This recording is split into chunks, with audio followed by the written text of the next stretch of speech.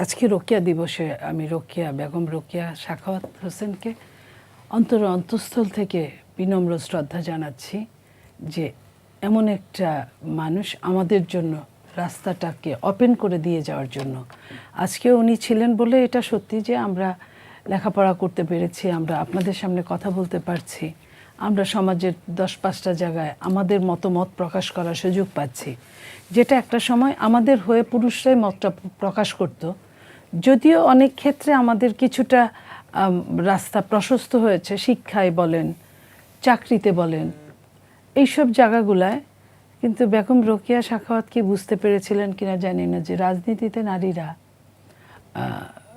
ওইভাবে তাদের প্রতিফলন না ঘটালে দেশের অনেক জায়গায় মঙ্গলটা আটকে থাকে, শুভটা আটকে থাকে, যেটা আমরা সাফার করে নিজেরা বুঝছি। তো এই জায়গাটায় আমরা এখনো আগের জায়গায় পিছিয়ে আছি। তো আমরা চেষ্টা করছি, আমরা প্রতিবাদ করছি, পরিশ্রম করছি, কিন্তু ওই যে বললাম যে মাইন্ডসেটটা অনেকটা ওই নারীর জাগরণের মতোই। ওই যে প্রথমে যখন বেগম রোকেয়া সাখাওয়াত গিয়েছিলেন বিভিন্ন ঘরে ঘরে, তাকে কিন্তু অপমানিত হতে হয়েছে, বের করে দেওয়া হয়েছে। একটা স্কুল খুলে 2-5টা মেয়ে বাচ্চা পায় নাই, যারা দিয়েছিল তাদেরকে অনেক ক্ষেত্রে সমাজে একঘরে করে রাখা হয়েছে। ঠিক তেমনই আমরা যে যুদ্ধটা করছি, সেই যুদ্ধটা আমরা তৈলাক্ত বাঁশের অঙ্কের মতো কাজ করছি। 3 পা উপরে উঠি তো 4 পা নিচে নামি। তো এই 3 পা 4 পার মধ্যে আমরা জানি না যে আমাদের কতদিন লাগবে আমাদের টার্গেট মতো পৌঁছাতে, তবে আমরা চেষ্টা করছি। উনি বাংলার বুকে বাংলার নারীদের শিক্ষার আলো যাতে তারা সুবিধাটা পায়, সেই জন্য উনি অনেক যুদ্ধ করে গিয়েছেন। ধরেন সব পরিবার কিন্তু সেই সুযোগটা পায় নাই। আমার পরিবারের দিকে যদি আমি তাকাই, আমি দেখি যে আমার মা খালারা বা আমার ফুপুরা তারা শিক্ষার সুযোগটা পেয়েছিলেন এবং রাজনীতিতেও তারা অংশগ্রহণের স্বাধীনতাটা পরিবার থেকে পেয়েছিলেন।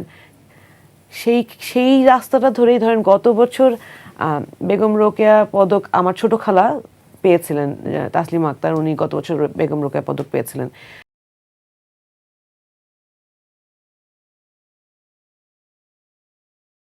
ওইটুকু সুযোগ আমরা পরিবার থেকে পেয়েছি, কিন্তু বাংলাদেশের সামগ্রিক রাজনৈতিক প্রেক্ষাপট যদি আমরা দেখি, সেইখানে নারীদের জন্য রাজনীতি করা বা আসলেই সামনের সারিতে আসা, নিজের ভয়েসটা রেইজ করা, যেটা ন্যায্য, সেই ন্যায্যতার পক্ষে কথা বলা, সেটা সুযোগ কতটুকু?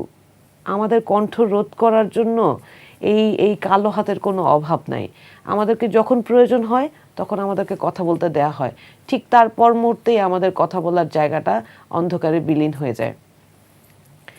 এই যে চাকরির কথাটা আপনি উল্লেখ করলেন যে একটি বিশেষ রাজনৈতিক দলের একজন নেতা বলেছেন, আমি মনে করি উনি আসলে যে কথাটা বলেছেন সেটা বাস্তবতা প্রেক্ষিতে এইটা আমার কাছে লজিক্যাল মনে হয় নাই।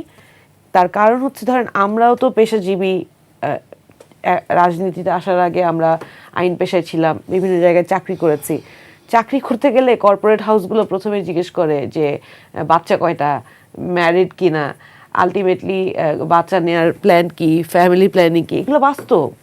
এবং কারো যদি এরকম হয় যে নতুন বিয়ে হয়েছে বা সামনে বিয়ে আছে এবং তাদের এই ধরনের সম্ভাবনা আছে, তাদের চাকরির জন্য সুযোগ কমে যায়, চাকরি হয় না।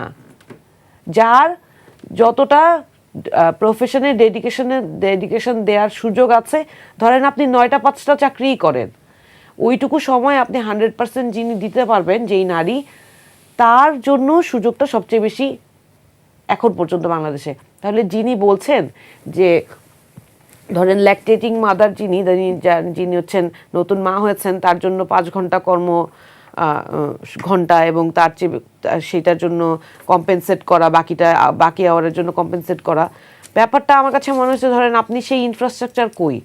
বাংলাদেশের সমস্ত প্রতিষ্ঠানগুলো তো উনাদের না, কোনো রাজনৈতিক দলের না, তাই না? তো উনারা নিজেদের প্রতিষ্ঠানে কি এই কালচারটা ডেভেলপ করতে পারবেন না। এটা বাস্তব না, এইটা কোনোদিনই এস্টাবলিশ করতে পারবেন না। এখন যেটা পারবেন না, সেই আশ্বাস মানুষকে দেয়াটা, ওই যে আপনি আপনার অনুষ্ঠানের যে ক্যাপশন, আমার কাছে ওই ক্যাপশনের মতোই মনে হয়েছে যে এটা আসলে মানুষের আবেগ নিয়ে একটা প্রতারণা।